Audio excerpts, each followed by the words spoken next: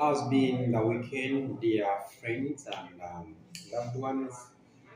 Today, I want to discuss with you few things that one can follow to really harvest so much and greatly in cocoa.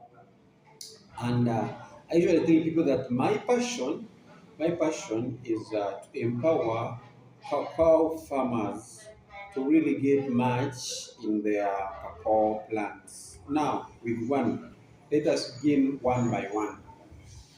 Before doing anything, thinking about planting cocoa, the first thing to do is to first know the climate changes within your area. How much rainfall do you get in the year? How many seasons? Secondly, are your rainy seasons longer than the dry seasons, or the dry season is usually longer than the what? The wet season.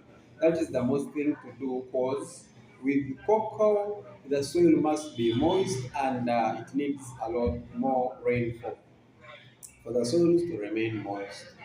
After that, the next thing to do is the how are the pests and diseases around the area where you are. The pests affecting cocoa within your area. How are they? How are they?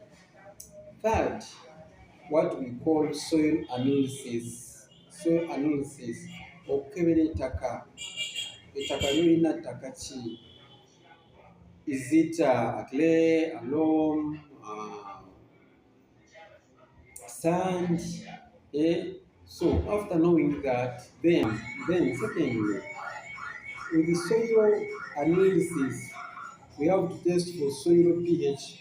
And with the soil pH here, it is to know whether your soil is acidic or alkaline. Then, thirdly, what follows after knowing that your soil is acidic or alkaline? What follows is to know the nutrients within the soil. When I talk about the nutrients, I talk about the organic matter within your soil, the minerals within the soil, phosphorus within the soil, amount of nitrogen within your soil, potassium within your soil. Then, after considering that, getting your report, the next thing to do, following the recommendations given in your report. For example, after the report, if you are told to add like 100 kilograms of lime to change or to do changes with your pH, immediately do it.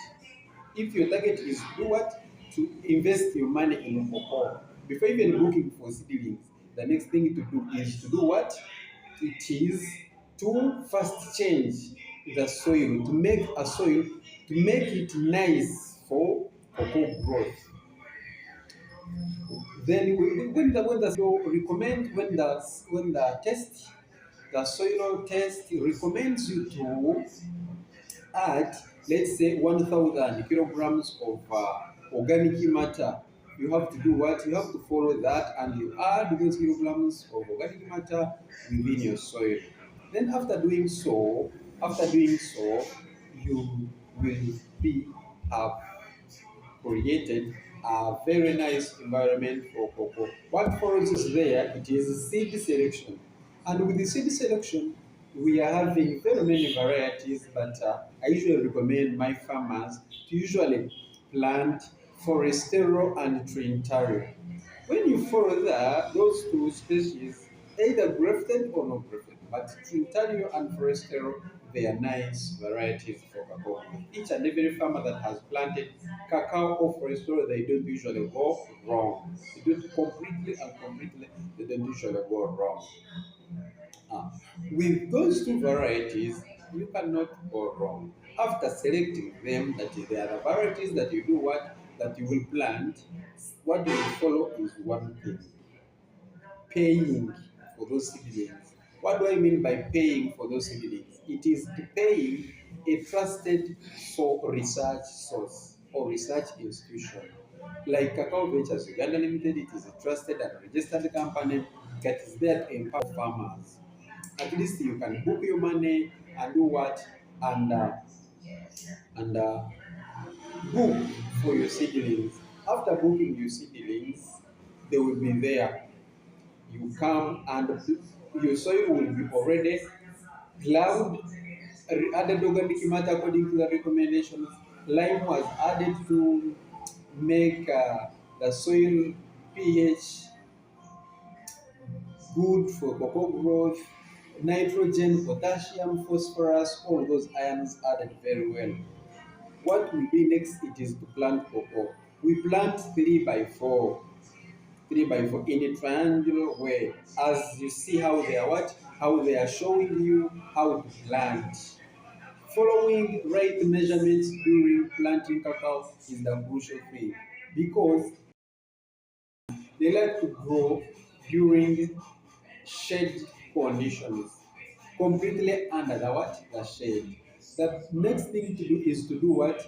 To plant shade plants. For example, when you're starting, you may begin with banana.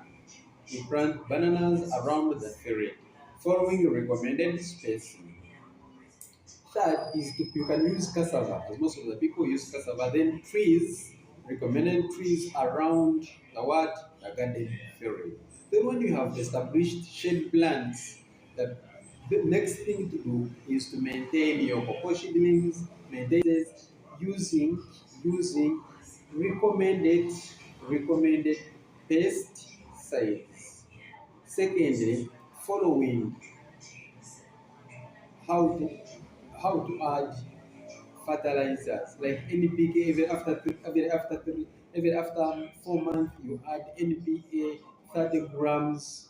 See, when you follow those recommendations for now, from pre-planting preparations and post-planting preparations, with there you will have achieved your dream of investing cocoa and harvesting more in cocoa. Remember, when you don't follow these procedures, you will have spoiled your cocoa. As most of the dreams, most of people spoil them in their when they are still young stages.